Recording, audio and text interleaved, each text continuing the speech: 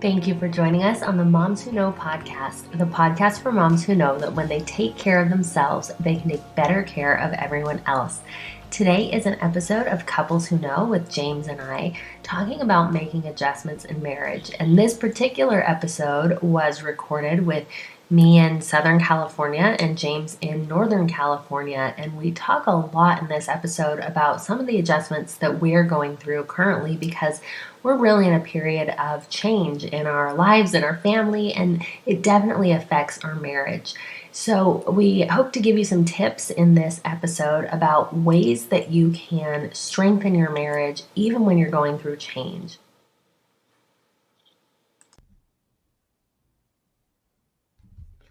Hello and welcome to the Moms Who Know podcast. I'm your host, Chanel Nielsen, and I'm here with my husband, James, for this episode of Couples Who Know. And today we're going to talk about adjusting to change in your marriage. And this is a topic that's really relevant for us right now because we have been going through just a lot of different changes. And one of the thoughts that we had is that really, life is about change, right? There's always going to be changes in life, but each change that you go through gives you an opportunity to either grow together as a couple to, realign yourselves and become stronger, or it can kind of, be an opportunity to grow apart from each other. And obviously that's not what we want. So we're going to talk about growing together as a couple through these changes. So, James, to start off, let's talk a little bit about some of the changes that we're going through and what life is like right now. Yeah, you bet. So before we do that, I just wanted to touch and reiterate what you said and agree with that. Life is constant change. Marriage is about change. I was thinking about all the phases of marriage that we've already been through, the newlywed phase, and then going into having these kids and just kind of constant figuring things out and making adjustments. It's fun. It's hard, can be really challenging. So that leads right into where we're at right now. Just wanted to recognize that, yes, marriage is about change and adjustments. So we right now are going through a change in our marriage where I've taken a new job and it requires a lot of travel. I mean, we've never had to really deal with this before, right, babe? Hardly at all. I think what I can remember back in our marriage about travel is maybe once a year when I'd go on a father and son's outing with the boys, like an overnight camp out. Yeah. And that was a couple scout camps and then a father and son overnighter. And beyond that, very few and far between. And that's like 17 years, right? 18 years of that. And so now I'm gone every other week. I go to Northern California. Sometimes it'll be the whole week, sometimes just 3 days. So that's a game changer for us. That's hard to work through and coordinate. I think that there's not only on my end, there's been change. I think that you, Chanel, you've been doing lots of new things and trying things out with retreats and talking to people, and just there's some things that we had to work through. So I guess we could talk about how to navigate this change, how to do this in your marriage, and maybe you can give us some good ideas on what's worked for us so far, and I'll chime in too. Yeah. So, okay. And we'll talk a little bit more about some of the other changes because this is travel. And in addition, like you said, so you're traveling, I've had a little bit of travel. I mean, we before this had spent so few nights apart that this is a whole new world for us.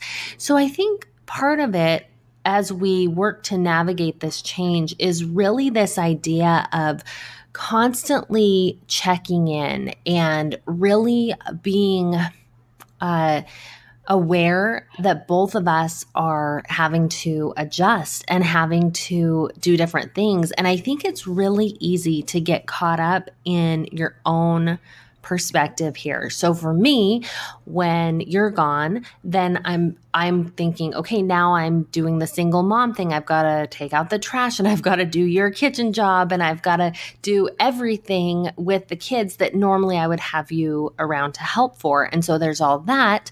But it's important too for me to think about what it's like for you, that you are away from us and, that you're eating meals at restaurants and that, it's not all, it might sound fun sometimes to have travel and go out and whatever, but well, I got to tell it's you, also lonely.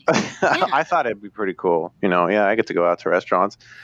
I don't know. For those of you who travel and are used to it, I'm done with restaurants. I'd way rather be at home for a home cooked meal. So yes, I agree with that. Sorry, keep going. Yeah. Okay. So, no, I think another part of it is the idea of as you navigate change, it kind of opens up this vulnerable spot in you where there's, marriage, we think of this. Hopefully your marriage is steady and secure and you feel this comfortable, you've built a comfortable life together. But what happens when you have change and things start to adjust, all of a sudden you have to adjust and you can start to feel a little unsure, I guess. And you have to be vulnerable enough to share that and to open up to your partner and say, okay, this is how I'm feeling about this. And that can be hard to do, don't you think? I do. I think that when you keep things bottled up, I mean, that's just where you get yourself into trouble. And especially with travel, if you have unresolved things, like I don't even like to leave if we don't have things resolved. If we've been going through a tough time trying to work things out on a particular issue, I just don't feel comfortable leaving. So I think that you have to be very open with one another. And one of the things that's really helped us is to both be on board with the travel thing.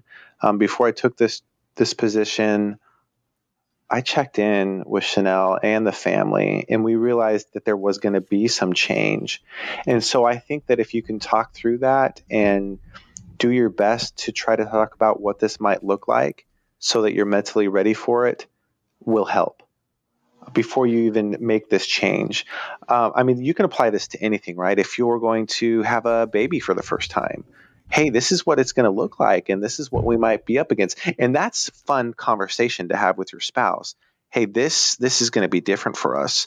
So I think I might need help in this area. I think I might struggle with this. And if you can point out and be vulnerable, kind of like you were talking about, that's going to be huge. Hey, I think that I might struggle with this aspect, fill in the blank, and talk about it. And so before this even happens, the change that is, you've already talked about what you can see might go south. Do you know what I mean? That's really helpful, I think. It totally is. And I think that not only, so that's one step before, looking forward to the change and seeing what might happen and talking about it.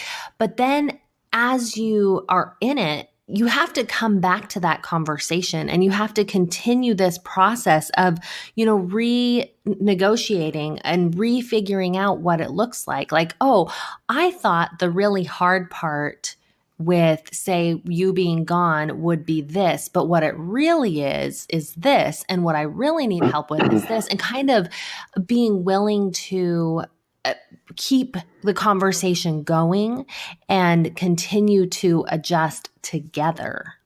I think that's so important. I'm thinking back when we were just first married. You come from different backgrounds, of course. Chanel grew up with 7 siblings. She's the oldest. I have 5 older sisters, so I'm the youngest. And it was almost like I came from this, no siblings, right? They were all older than me, kind of grown up. I did high school alone, and I didn't have to share anything.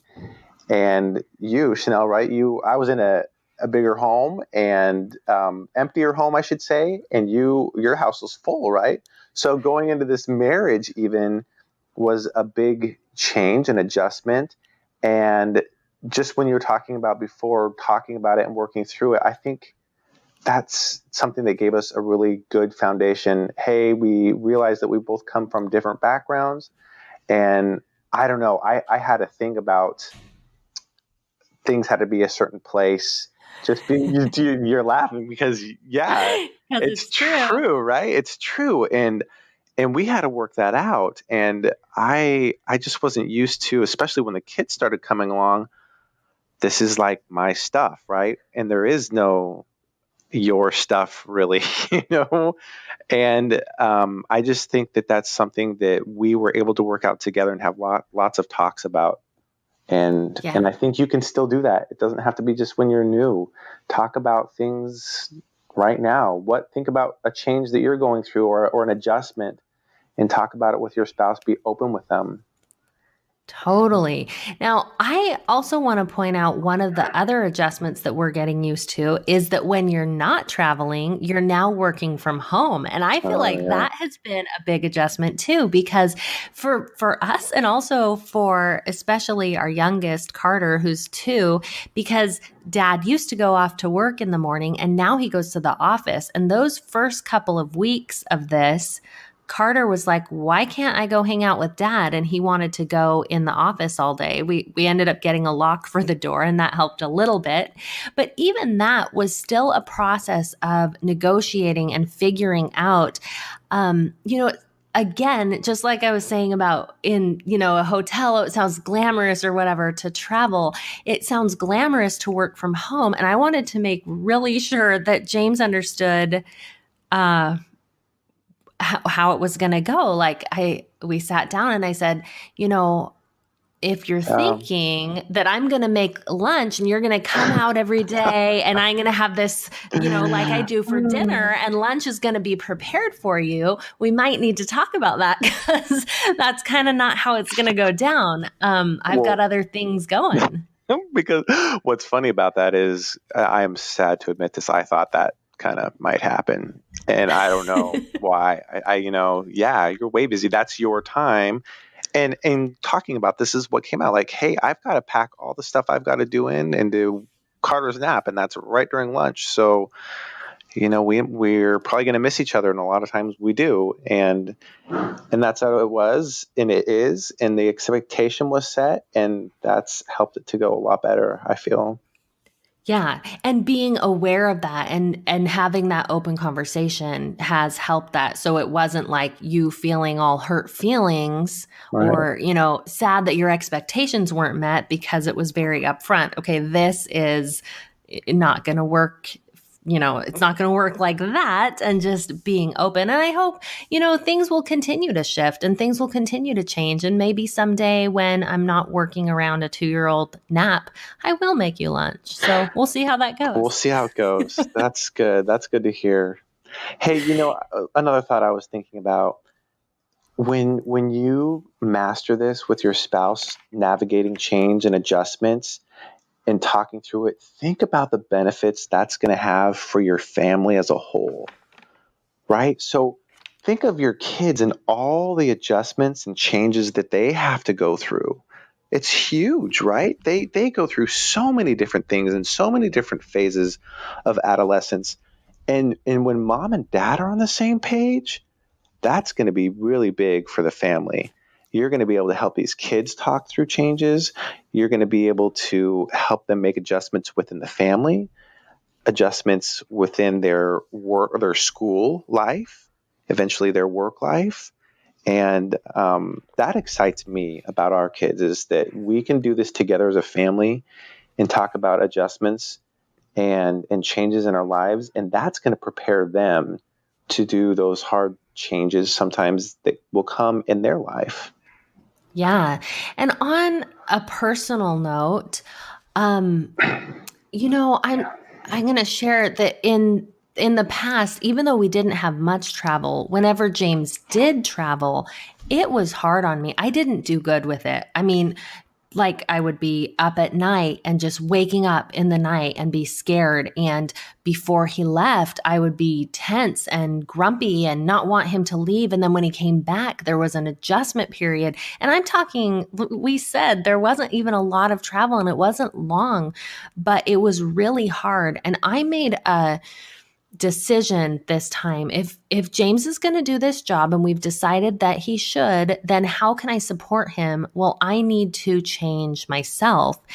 And I really feel like that has helped what you were saying, James, about the kids, because I am stronger. I'm dealing with it better. And I've done the work to kind of figure out what I need and what this needs to look like for me and how I can deal with it in a better way. And then from that place of strength, I'm able to help our kids, where before I was just kind of, family dinners without dad weren't fun. I didn't want to talk, it's just like, why don't you guys turn on the TV? We never turn on the TV. Why don't you turn on the TV? Because I just wanted it to get through it. I just wanted it over. I wanted to be done.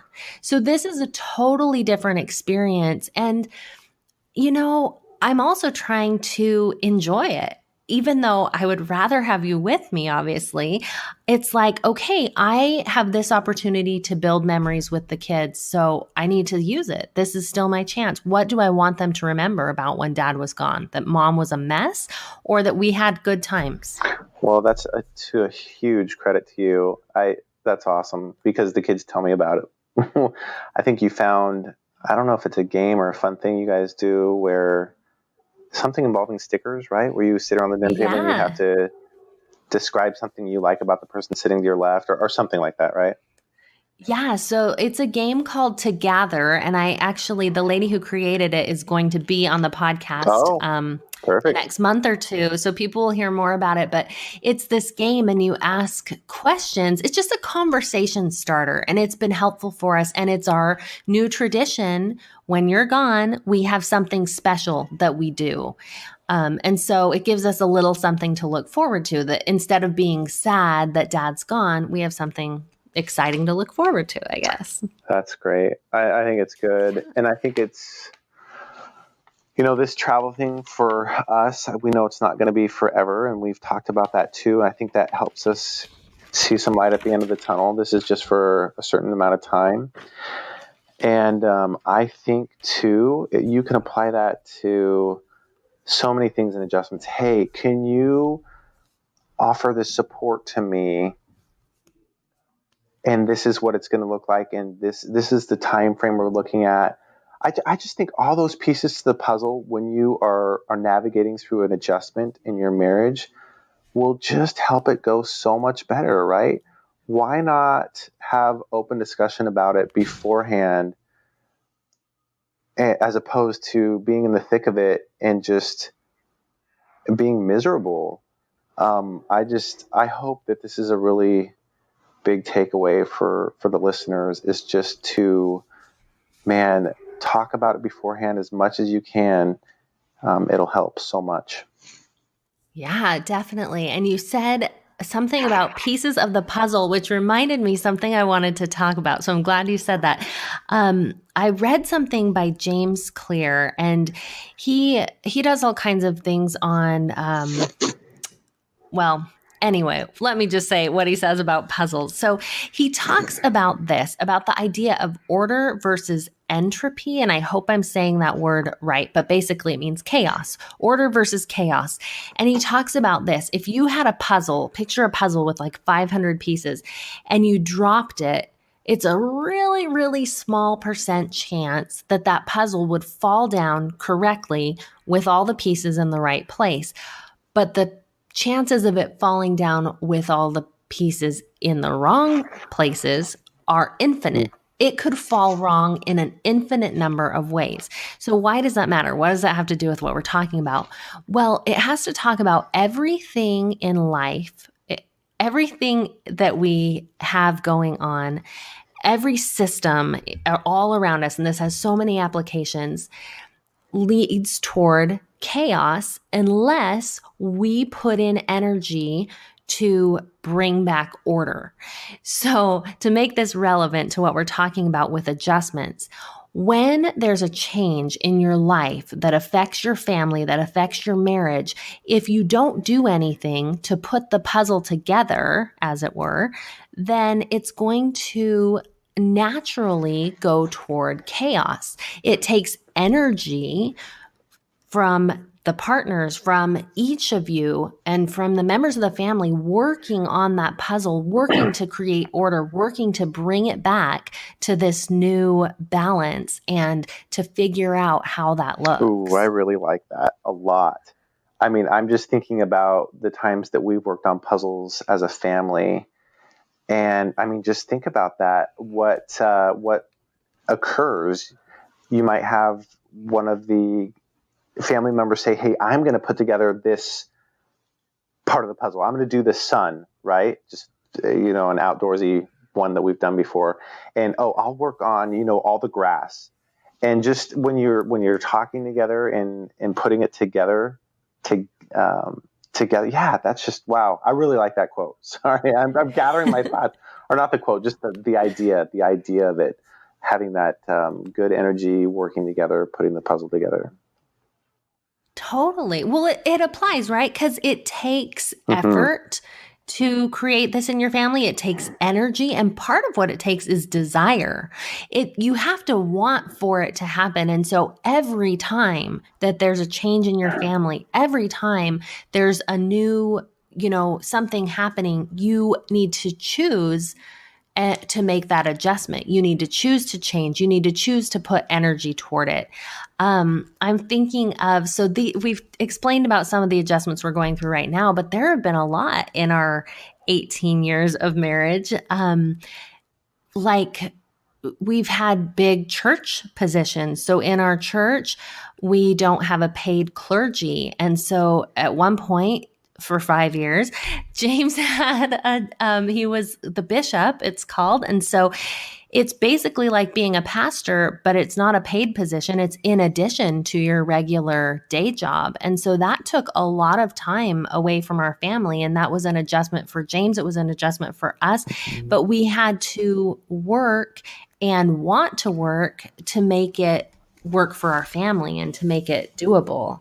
I just think that, going back to the support piece, I talked about this a little bit earlier. If you can be humble and ask your spouse and your family members for their support, wow, I think that makes all the difference, because the tables have turned.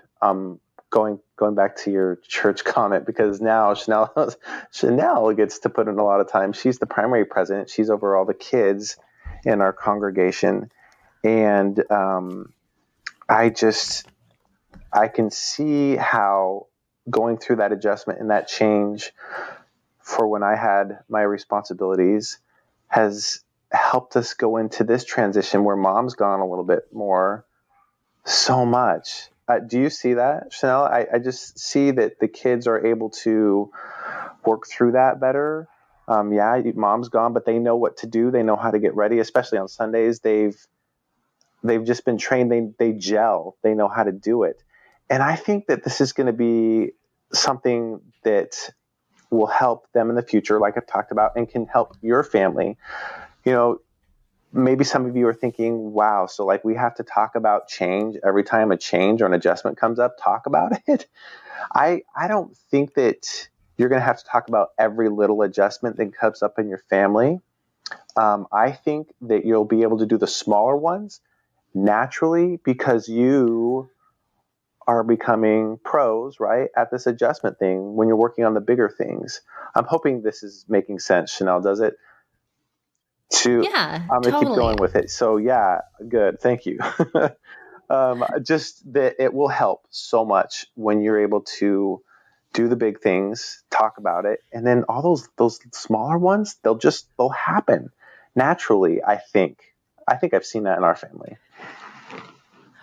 Well, I think that one thing that happens when you don't deal with some of the bigger adjustments, then it's kind of an underlying issue. When you take care of those, then the little things are easier to deal with. Yeah, definitely.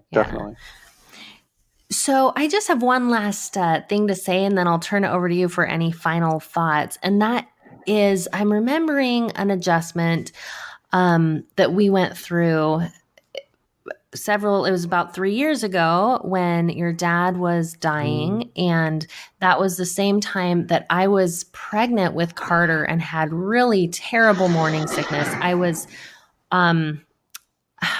don't want to say bedridden. I put myself to bed. I was so sick that I couldn't do anything, basically. I was just very sick all day, and I had a hard time doing anything else besides being sick.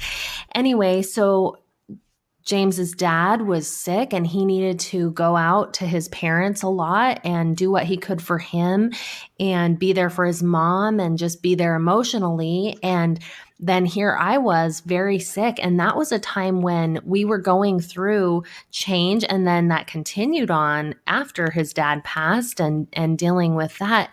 And I think that, that was just a time when it really became apparent to me the importance of letting each other know what each other was going through, because those two things, what James was going through and what I was going through, were really hard in different ways. For James, obviously, it was emotionally, and for me, it was a physical thing, but we were really struggling individually, and it could be easy to get caught up in what we were going through without seeing what our spouse was going through. So I think my final thought is just to recognize that change, any life change, see how it affects your spouse. Look at them, look at what they need, and see what you can do, and be really aware of that, because that's, we have to have their back. We have to be there for them. Wow. Thank you. I'm so glad you shared that. That was a really, really hard time. And again, I think that helped prepare us for when my mom passed just last year, as another huge adjustment in my life and in your life and our families.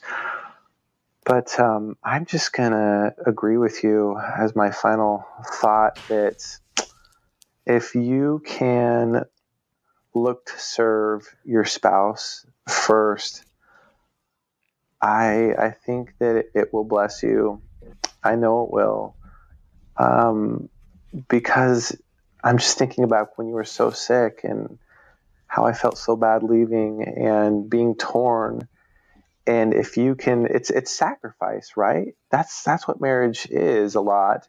And in these adjustments that we make in our marriage, a lot of them don't come easy. And there's going to be some huge sacrifice on both your parts to make it work, to make it happen.